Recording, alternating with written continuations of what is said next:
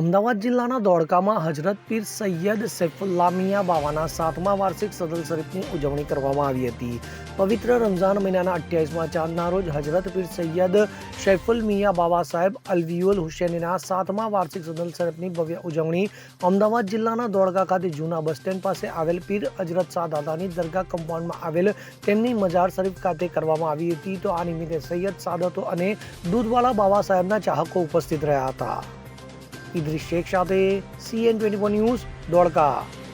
હવે જુઓ દેશ દુનિયાની તમામ ખબરો તમારી આંગળીના ટેરવે. ઉઠાવો મોબાઈલ અને Google Play Store પરથી ડાઉનલોડ કરો અમારી CN24 ન્યૂઝ મોબાઈલ એપ.